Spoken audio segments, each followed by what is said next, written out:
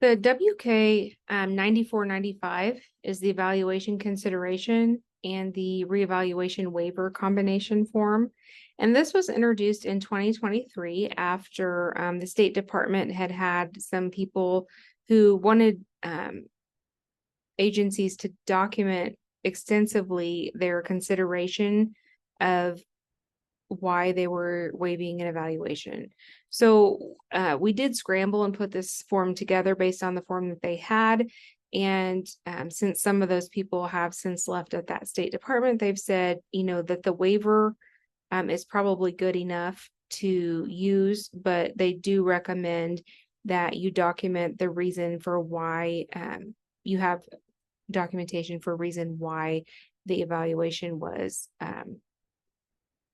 waived, like what were the considerations.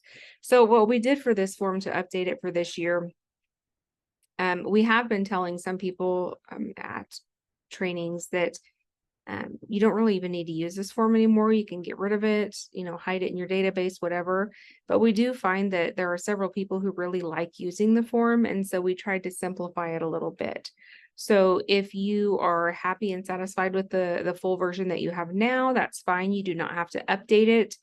If it's a bit overwhelming to you and you didn't want to use it before due to that reason, we completely understand. And it looks like the state is on the same page as well. So we have reduced the amount of information that you have to type into that form. And then we also have a 95 consideration, waiver that you can do separately if you decide not to use the combination form at all. So I'm going to show you this one that has been updated.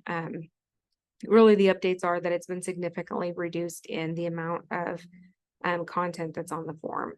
So the consideration of special education reevaluation, it still auto-populates all the information at the top.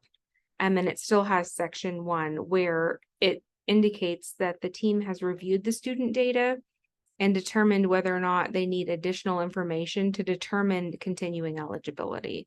So this documents that hey, that team as a whole made the determination that, based on progress monitoring, observations, whatever adaptive behavior, that we actually do or do not need an evaluation based on this information.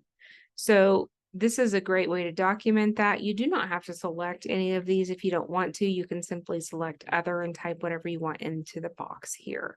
So whatever data was reviewed by your team to determine whether or not you need to get more information for a continued eligibility and potentially waive a reevaluation if you don't need anything. This is kind of where people are documenting that, and they didn't want to lose that part of the documentation. So instead of deleting the entire form, we left this section on here for you, but it goes straight to section 2 for recommendations. If there is no need to conduct a re-eval based on what you had here, then you would click save. And now you are taken straight to the waiver form, which we'll go over here in just a minute, and you're basically done. So you have a documentation as to why you were waiving it and the considerations that you made, and you're finished. If you determine that there's no additional data needed in order to continue the eligibility, you have the same options. It's going to say, okay, well, here are the participants who are involved in that decision.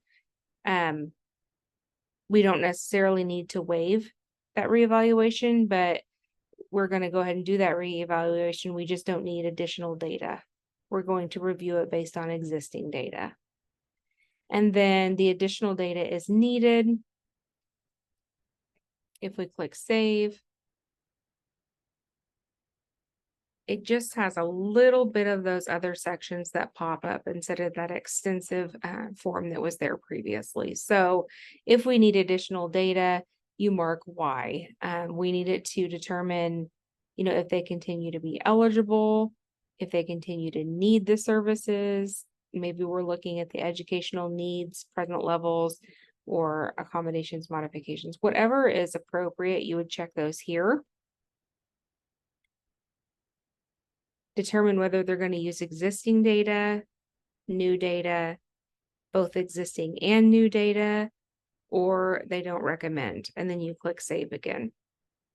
Evaluation in the following areas is recommended. So this kind of tells you, okay, we looked at this information here and that wasn't quite enough. So here's which areas we're going to address on that PWNE when we're asking for consent to move forward as far as testing. And then assessment in which areas are we needing, okay? Maybe not for eligibility, but just to gather more information for instructional planning. So what do we need for reevaluation versus what do we need for something that's not necessarily eligibility? Okay, there were lots of mixed reviews on whether this form was helpful or confusing or complicated. And when we decided we were going to remove the form from the database, we had enough feedback from people saying that they're using it that we decided just to simplify it. So if you're one of those agencies who'd like to continue using it in simplified form, be sure to get a hold of us and we'll get you updated. And then we're going to explore that second part of the form for when you actually decide that you don't need anything else. It automatically brings you to the waiver request where you put in the date. It's got the parent's name based on, let's say this one has 2 LEADMs. I'm going to click save. Make sure we're addressing it to all the legal education decision makers. And it gives the most recent evaluation date. And they agree that a reevaluation is not necessary. So you list the LEA rep, the name of the school representative,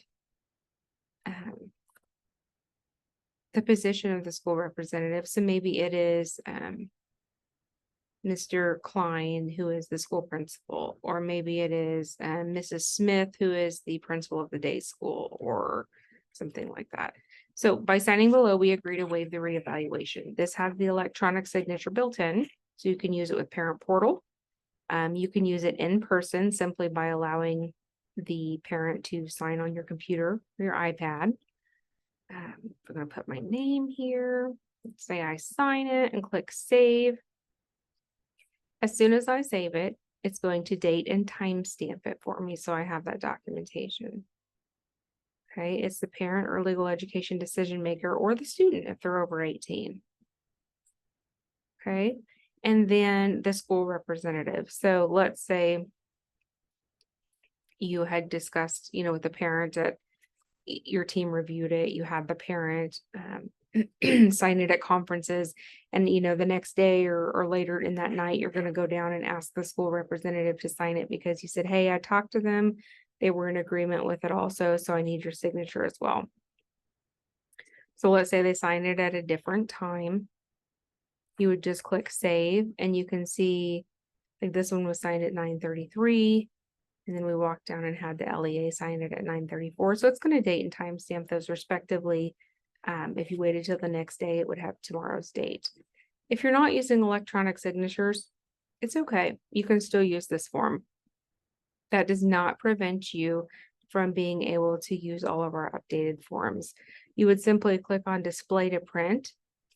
And if you hadn't entered any signatures in the boxes, it's going to give you 3 lines for signatures and no boxes. So they would just sign it like you've done traditionally in the past with pen and paper.